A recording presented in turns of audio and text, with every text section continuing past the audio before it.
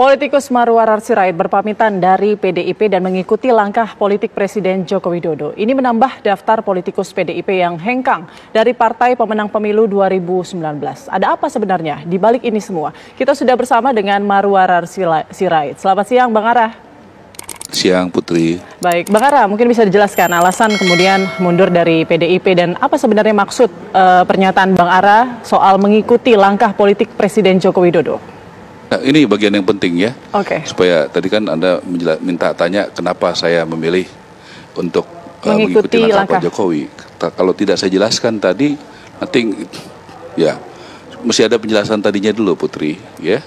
Jadi tentu saya melihat justru sosok Bung Karno itu yang memperjuangkan rakyat kecil itu ada pada figur Bapak Jokowi. Buktinya apa? Dia dari bawah. Dia juga berproses, dia juga sebagai wali kota, gubernur, presiden. Saya pikir tidak ada presiden yang lebih sering bertemu dengan rakyatnya.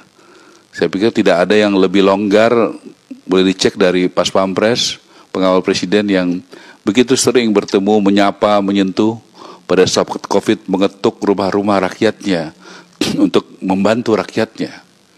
Saya pikir itu jelas bahwa Presiden Jokowi adalah bukti nyata dari ajaran Bung Karno tadi. Saya melihat itu. Kemudian Bung Karno mengajarkan kita tidak bisa ditekan oleh kekuatan asing. Dulu tahun 55 di Bandung, Bung Karno mendirikan non-blok. Supaya negara-negara di Afrika dan Asia juga bersatu, punya bargaining power menghadapi dominasi waktu itu Uni Soviet dan blok Amerika, blok Barat dan blok Timur. Kita lihat contohnya apa. Kita lihat bagaimana di zaman Jokowi sebagai presiden, dia bisa membuat kepemilikan saham Indonesia mayoritas di Freeport, di tanah Papua, yang selama puluh tahun tidak pernah terjadi, baru bisa terjadi di zaman Presiden Jokowi. Kita lihat bagaimana Chevron dikelola juga sekarang oleh Indonesia. Kita juga bisa melihat bagaimana perlawanannya tidak bisa ditekan oleh WTO, oleh Uni Eropa, soal sawit. Ya, bagaimana juga soal nikel, soal tambang. Dulu Amerika, Inggris, dan negara-negara maju melakukan proteksi kepada negaranya supaya mereka menjadi negara industri. Dan sesudah mereka maju, mereka ingin liberal, nggak bisa. Kita juga harus memproteksi kemampuan sumber daya alam kita dan kita kelola. Ya, baru kita juga bisa menuju seperti negara mereka. Kenapa kita nggak boleh maju? Dengan kita mengolah seperti yang Pak Jokowi lakukan, kita mendapatkan royalti yang besar, pajak yang besar, keuntungan yang besar daripada kita mengekspor mentah. Nah, saya melihat justru yang menjadi contoh sebagai Bung Karno itu adalah Jokowi. Dari tadi bagaimana kepeduliannya kepada anak kecil, memberikan anggaran desa, bagaimana perhatiannya turun ke bawah, keliling Indonesia. Saat ini ya Bang Ara ya. Maaf, durasi kita terbatas, tapi Anda melihat sosok Bung Karno ini ada di sosok Jokowi, begitu ya Bang Ara. Tapi kalau untuk pernyataan Anda tersebut, apakah ini bisa dibilang, ataupun aksi Anda atau sikap Anda pamit dari PDIP, apakah bisa dibilang sebagai sinyal dari suasana kebatinan Presiden Jokowi?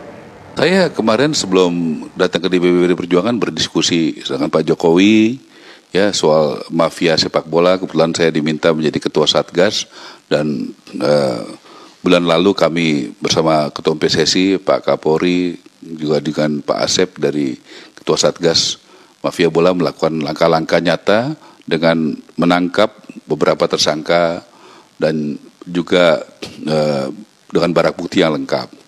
Kemudian juga kita berbicara juga banyak hal soal olahraga dan sebagainya. Saya mengenal Pak Jokowi dari tahun 2000, sekitar 2006-2007 ya, waktu wali kota Solo. Jadi hubungan kami sangat baik. Kalau orang sudah baik dekat itu, kita batinnya dekat.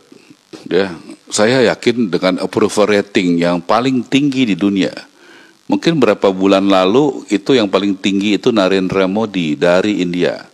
Ya, tapi sudah kalah dari Pak Jokowi. Pak Jokowi 75-80%. Mungkin bisa lebih lagi.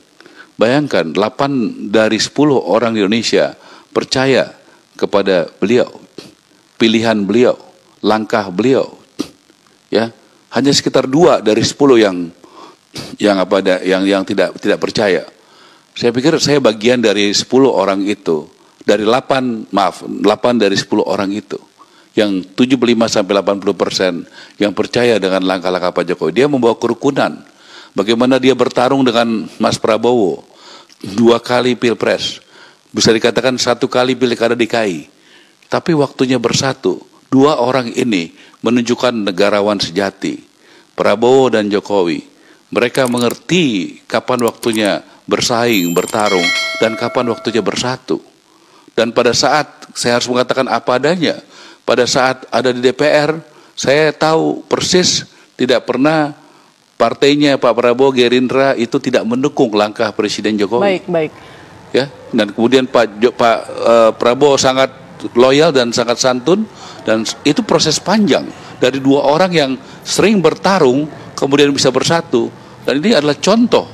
Coba bayangkan kalau politisi di Indonesia hanya berpikir bertarung, konflik. Mari kita belajar dari Jokowi dan Prabowo yang mengerti waktunya bertarung dan bersatu.